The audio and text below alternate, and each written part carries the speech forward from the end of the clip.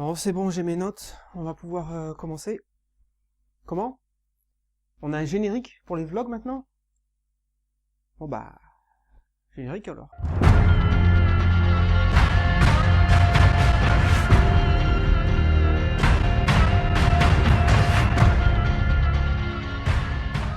Salut tout le monde, je me suis dit que c'était le moment de vous refaire un petit vlog, et en particulier parce que j'ai au moins un sujet dont j'aimerais vous parler. Mais avant de rentrer dans le vif du sujet, j'aimerais vous remercier parce qu'on est maintenant plus de 200. Il y a 225, 226. Donc une fois de plus, c'est grâce à vous. Sans vos partages, vos commentaires, ce ne serait pas possible. Donc une fois de plus, merci à vous et bravo pour avoir fait dépasser les 200 abonnés à la chaîne. Alors le sujet dont je voudrais vous parler aujourd'hui, c'est un sujet en fait qui me trotte dans la tête depuis un petit moment. Et en fait, un de mes abonnés a posé une question qui s'y rattachait. Et plutôt que de lui répondre à lui seul en commentaire, je me suis dit que ça pourrait faire un bon sujet pour un vlog. Je remercie donc Jonathan, dont je vous mets le commentaire quelque part, qui en fait me pose la question plus ou moins, ou me fait la suggestion de m'orienter plus vers une critique des mangas, ou disons de donner mon opinion au cours des vidéos, afin que les gens qui regardent la vidéo puissent connaître mon opinion donc personnelle sur le manga en question. En effet, vous l'aurez peut-être remarqué dans mes vidéos, que ce soit les vidéos Oreo Manga ou les vidéos Lumière Sûre, j'évite au maximum de donner mon avis, mon opinion sur les mangas en question. Et les vidéos sont donc plus une présentation, on va dire factuelle, même si je parle effectivement des thèmes abordés par les différentes œuvres, mais ça reste une présentation plus de l'ordre du factuel et une analyse davantage du côté littéraire. Pourquoi j'évite de donner mon opinion, mon ressenti?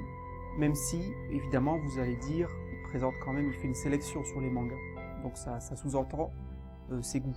C'est vrai, bien sûr, il est évident qu'ayant un temps limité à donner pour la chaîne, c'est pourquoi je me focalise sur des œuvres que j'ai envie de mettre en avant, et bien sûr, implicitement, de conseiller la lecture, ça va de soi.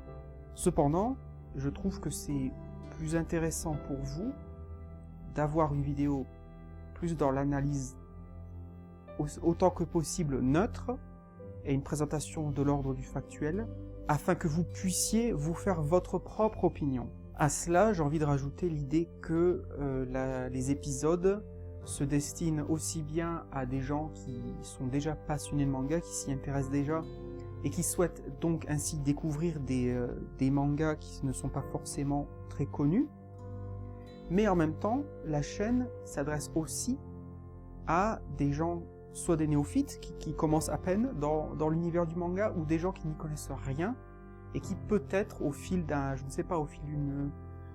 article dans un journal, dans un magazine, etc., ou peut-être leurs enfants s'intéressent à des mangas, et ils vont peut-être, qui sait, vouloir rechercher un peu, tiens, mon enfant lit, je ne sais pas, Akira, il lit Gun, peu importe, qu'est-ce que c'est, de quoi ça parle?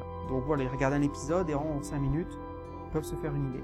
Également, personnellement, je ne suis pas très friand des vidéos, mais pas que des vidéos, mais là on est sur YouTube, alors prenons l'exemple de YouTube, des vidéos critiques. Par exemple, si une chaîne se spécialise sur les critiques de cinéma, de films, très souvent, ce sont quand même des vidéos qui sont très orientées dans le sens, c'est-à-dire si la personne qui fait la vidéo a aimé ou n'a pas aimé un film. Et moi, personnellement, ce n'est que mon ressenti, je ne vois pas trop l'intérêt, en fait, de ce genre de contenu, parce que quand il s'agit d'une œuvre culturelle, que ce soit un film, que ce soit un livre, donc un manga bien sûr, ça peut être un album de musique, c'est tellement un lien subjectif qui s'établit entre la personne et l'objet. Si l'objet, je n'aime pas trop le terme objet quand il s'agit de culture, mais passons. Et c'est tellement subjectif, c'est tellement personnel, qu'après ça devient très difficile de mettre en avant les, disons-le comme ça, les qualités ou les défauts d'une œuvre, tout en sachant que ça reste subjectif de toute manière. Je suis sûr que vous avez déjà fait l'expérience des dizaines, voire des centaines de fois. Vous avez adoré un film et vous avez un ami qui l'a détesté. Vous dites, mais comment c'est possible? C'est la même œuvre et pourtant deux personnes, on va avoir une réception, une vision de cette œuvre totalement opposée. Mais c'est ça qui est fantastique avec la culture. Ça prouve la richesse qu'elle nous apporte. C'est-à-dire, voilà, à la même œuvre, vous avez deux personnes qui vont la recevoir de manière complètement différente, voire opposée.